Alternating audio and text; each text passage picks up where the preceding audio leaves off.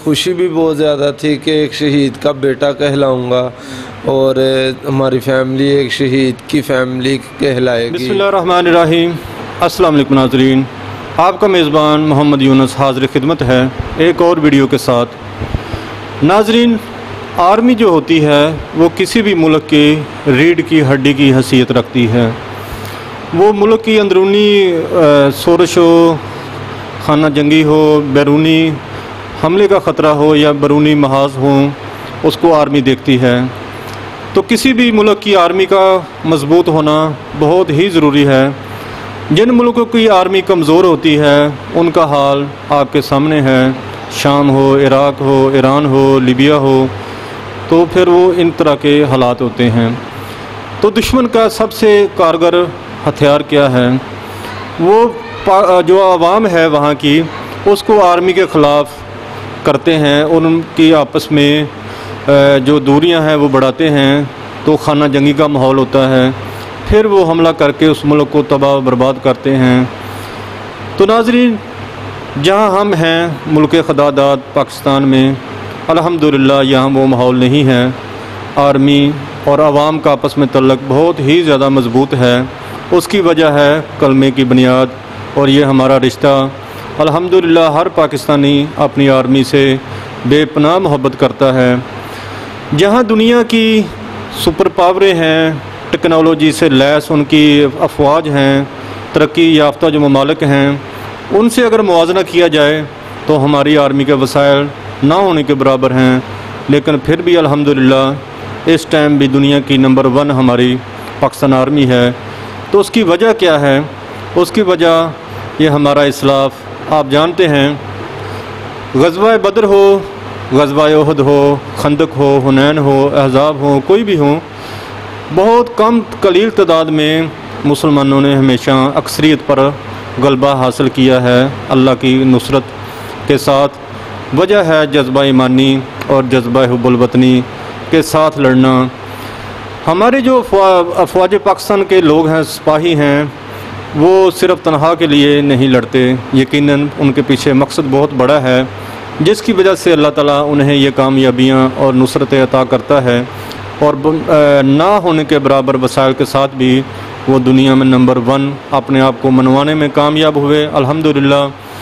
तो हालिया दौर में जो दहशतगर्दी पर हमने काबू पाया है, इसके पीछे भी कुर्बानियों की एक लंबी दास्तान है जो मैं आपको अक्सर दिखाता रहता हूँ। तो मेरा मकसद भी ये सफ़र करने का यही होता है कि इन गुमनाम हीरोज़ को, अपने मोहसिनों को खिराज तहसीन पेश करूं और उनकी कुर्बानियाँ आपको दिखा सकूं कि जिन्होंने इस वतन के लिए अपनी कुर्बानियाँ पेश की और ये वतन हमें महफूज करके दिया। और अल्हम्दुलिल्लाह आज वतन अज़ीज़ एक बार फिर महफूज है, अमन का माहौल है। तो आज फिर हम एक शहीद फैमिली के घर पे आए हुए हैं, जिन्होंने वतन की सलामती के लिए अपनी कुर्बानी पेश की। तो आइए आपकी इनसे मुलाकात करवाते हैं। मेरे साथ एक शहीद के बेटे बैठे हैं, दूसरी तरफ शहीद की अहलियाँ हैं। तो आइए इनसे आपका तारुफ करवाते हैं। जी अस्सलाम वालेकुम बहन जी। वालेकुम अस्सलाम। बहन जी, अपने शोर जो थे उनके हवाले से बताइए कि उनका नाम क्या था? सूबेदार गुलाम अब्बास शहीद। सूबेदार गुलाम अब्बास साहब, कितना अरसा उन्होंने सर्विस की आर्मी में? 15 साल। 15 साल। जी। तो आपका वो शोर शहीद हुए, आपने अपने शोर की कुर्बानी पेश की वतन के लिए। जी। तो कितनी सर्विस थी सूबेदार साहब की जब वो शहीद हुए? कितनी सर्विस कर चुके थे वो आर्मी में? 15 साल। 15 साल में जी। अल्लाह ने उनको 15 साल बाद शहादत का एजाज़ बख्शा। जी। तो आपके वो शरीक हयात कैसे थे सूबेदार? बहुत अच्छे थे, बहुत नाइस थे। जब से आपकी शादी हुई शहादत तक कभी कोई इस तरह उन्होंने आपको दुख तकलीफ दी हो? नहीं, किसी किस्म की कोई दुख तकलीफ नहीं दी उन्होंने। बहुत अच्छे शोहर थे वो, तो बहुत अच्छे बाप भी थे। जी नाजरीन, सूबेदार साहब जब शहीद हुए तो उनकी 15 साल सर्विस थी और तकरीबन शादी को 20 साल हो गए हैं उनकी जब वो शहीद हुए। तो ये उनका इकलौता बेटा हैं तलहा हमारे साथ हैं, तो इनसे भी कुछ बात करते हैं। जी अस्सलाम वालेकुम। जी वालेकुम अस्सलाम। तलहा, जब आपके अब्बू शहीद हुए तो आपकी उस वक्त उम्र कितनी थी? तकरीबन मेरी उम्र उस टाइम 15 थी। 15 साल। 15 साल। 15 साल जी। कौन सी क्लास में आप उस वक्त पढ़ रहे थे? उस टाइम मेरा ख्याल है कि मैं 5 में या 6 में था। जी यानी कि जी। तो आप के वालिद साहब उन्होंने आपको बचपन से बड़ा लाड प्यार दिया होगा, आप ज़ाहिर है इकलौते हैं उनके। जी बिल्कुल। तो आपने उनको कैसे एज ए वालिद पाया, किस तरह के थे वो आपके वालिद आपके साथ? इंतहाई शरीफ और नाइस पर्सन थे माशाल्लाह। बहुत ही ज़्यादा मज़ा आया उनके साथ लाइफ गुजारने का, और बहुत ही ज़्यादा मैं मिस करता हूँ उनको। सम टाइम बैठा हूँ उनको बहुत ही ज़्यादा मिस करता हूँ कि इतने नाइस वालिद थे, और माशाल्लाह हमारा पूरा गाँव ही उनकी बहुत ज़्यादा तारीफ़ करता है। तो बहुत ही नाइस थे माशाल्लाह। अल्लाह ताला सबको ही ऐसे वालिद दें। तो आपके वालिद की क्या ख्वाहिश थी कि तलहा पढ़ लिख कर बड़ा हो जाए, तो क्या इसको बनाने का था? होता है ना, हर बाप का एक ख्वाब होता है। तो आपके हवाले से आपका वालिद कभी इस तरह की कोई बात करते थे आपसे? जी, मेरे वाला साहब का ख्वाहिश तो यही थी कि मेरी जगह पे मेरा बेटा आ जाए, लेकिन मेरी ख्वाहिश थी कि मैं बाहर जाऊं। फिर उन बाद में वो शहीद हो गए, तो फिर उसकी वजह से कुछ मामलात ऐसे हो गए कि मैंने सिर्फ अपनी ख्वाहिश ही पूरी की, वाले साहब की तो नहीं हो सकी। तो मैंने अपनी ख्वाहिश ही पूरी की। तो उम्मीद है अल्लाह के घर में से इंशाल्लाह, दिल तो है कि फ़ौज में जाएं, इंशाल्लाह जाएंगे, क्यों नहीं, ज़रूर। जी नाजरीन, तलहा कह रहा है कि अब्बू की ख्वाहिश थी कि मैं आर्मी में जाऊं, लेकिन इतना वफा ना कर सकी उनकी ज़िंदगी कि तलहा भी छोटा था उस वक़्त, तो जब वो शहीद हो गए तो अब ये पढ़ लिख कर माशाल्लाह जवान हुए हैं। तो अभी इनकी ख्वाहिश है कि ये आर्मी ज्वाइन करें और अपने अब्बू की, अपने वालिद का जो मिशन है उसको आगे बढ़ाएँ और अपने मुल्क के लिए उनकी खिदमत अंजाम दें। अपनी जो उनकी रह गई थी, उनके वालिद अपनी पूरी ना कर सके अपनी हयात में। अच्छा, ये बताएं कि जब आपके वालिद, आपको पता चला कि मेरे वालिद साहब शहीद हो गए हैं, ख़बर पहुंची आपको, तो उस वक्त क्या जज्बात थे?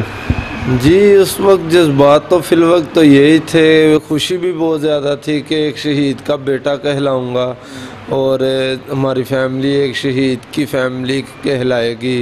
और दूसरे नंबर पे ये कि ज़ाहिर बात है, दुख तो हर एक को ही होता है कि बाप ही होता है। तो बस उस टाइम तो यही जज्बात थे कि खुशी भी थी और गम भी था। कुछ ज़्यादा ये नहीं कह सकते कि ज़्यादा खुशी थी या ज़्यादा गम था। बस ये एक ज़्यादा में यही था कि हम एक शहीद के बेटे हूँ, ठीक है, और मेरी फैमिली एक शहीद की फैमिली कहलाएगी। जी नाज़रीन, सुना एक बाहिम्मत बेटे की गुफ्तगू जो अपने वालिद के हवाले से बता रहे हैं। नाज़रीन, ये अल्फाज जो अभी तलहा कह रहे थे शहीद के बेटे के, अल्फाज कहने बहुत आसान हैं, लेकिन इस पर जब जिस पर गुज़रती है उसको अंदाज़ा होता है इस करब का कि जब वो उसकी खेलने की उम्र थी, वालिद का प्यार लेने की उम्र थी, शफ़क़त लेने की उम्र थी, तो वालिद साथ से उठ गए। तो यकीनन इसके पीछे इन लोगों को अल्लाह ने शौर दिया हुआ है कि शहीद के जो दर्जात हैं, शहीद के जो अपने फजीलतें हैं, अल्लाह ने इनको वो उसका शौर दिया हुआ है। एक तरफ तो कह रहे थे हमें जुदाई का गम तो ज़ाहिर होता है, बिछड़ने के गम होता है नाज़रीन, लेकिन शहीद की अल्लाह ने फजीलतें जो रखी हैं, यकीनन अल्लाह ने इन लोगों को उसका अदराक अता किया हुआ है। इनको फ़हम है इस चीज़ का कि शहीद के वारिस होने का क्या एजाज़ है और उसकी फजीलत कितनी बड़ी है। तो तलहा, कितने दिन बाद आपके अब्बू की यहाँ पे वो बॉडी लाई गई? तकरीबन 2 दिन बाद आ गए थे। आज हमें पता चला था और एक दिन छोड़ के अगले दिन आ गए थे इधर। तो आपने अपने अब्बू जब देखा कि सब्ज़ हलाली परचम में तबूत में लाए गए हैं, तो इस्तकबाल कैसे किया आपने और आपके गांव के लोगों ने, अहले इलाका ने? जी माशाल्लाह, सब ने बहुत अच्छे तरीके से इस्तकबाल किया।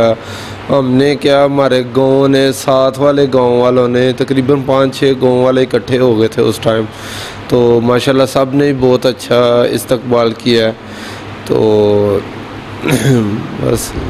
कितने लोग थे जनाजे में? सैकड़ों, हज़ारों, लाखों? कितना बड़ा जनाजा था सूबेदार साहब का?